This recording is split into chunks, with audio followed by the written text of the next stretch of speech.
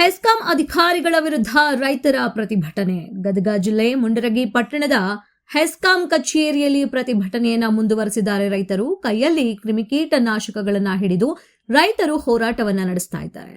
4-5 ದಿನಕ್ಕೊಮ್ಮೆ ಟಿಸಿ ಸುಟ್ಟು ಹೋಗುತ್ತಿದೆ. ರೈತರ ಜಮೀನಿಗೆ 63 ಕೆವಿನ ಟಿಸಿ ಕೊಡಲಾಗ್ತಿದೆ. 18 ರೈತರ ಬೋರ್ವೆಲ್ಗಳು 63 ಕೆವಿ ಟಿಸಿ ಬಳಸುತ್ತಿದ್ದಾರೆ.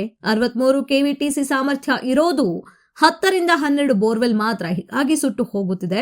ನಮಗೆ 100 ಕೆವಿ ಟಿಸಿ ಪೂರೈಕೆ ಮಾಡುವಂತೆ ಒತ್ತಾಯವನ್ನ ಹೇರ್ತಿದ್ದಾರೆ ಅಲ್ಲಿನ ರೈತರು. ಇನ್ನು ಪದೇ ಪದೇ ಟಿಸಿ ಸುಟ್ಟು ಹೋಗುತ್ತಿರುವ ಕಾರಣ ಜಮೀನಿನಲ್ಲಿ ಬೆಳೆ ಹಾನಿಯಾಗುತ್ತಿದೆ. ಇದರಿಂದ ರೈತರಿಗೆ ನಷ್ಟ ಉಂಟಾಗುತ್ತಿದೆ.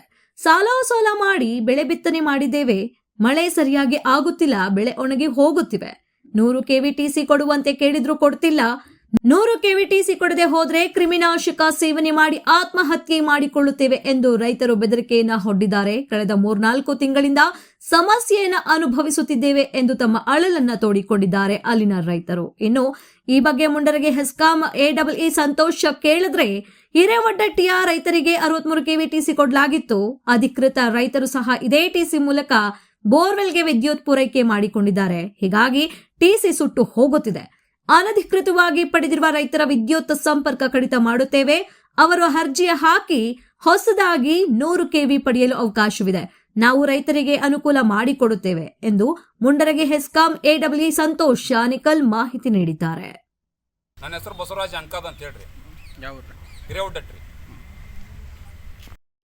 ಗ್ರಾಮದ ರೈತರು ಹಿರೇಮಠ ಅಂತಂದು ನಮಗೆ 18-20 ಮಂದಿ ನಾವು ರೈತರು ಇದ್ದೀವಿ. ಆ ರೈತರ ನಡುವೆ ಒಂದೇ ಟಿ ಸಿ ಕೊಟ್ಟಾರ ನಮ್ಗೆ. ನಾವು 1 ವರ್ಷದಿಂದ ನಾವು ಈಗ ಅವ್ರಿಗೆ ಹೇಳಕತ್ತೀವಿ. ಅದು 1 ತಿಂಗಳ ಆದ್ಮೇಲೆ ಮತ್ತೆ ಸುಟ್ಟು ಬಿಡ್ತೈತಿ. ನಾವು ನೋಡಿದ್ರೆ ಬೆಳೆ ಹಾಕಿ ಕುಂದ್ರಿ ಸಾಲ ಸುಳ್ಳು ಮಾಡಿ.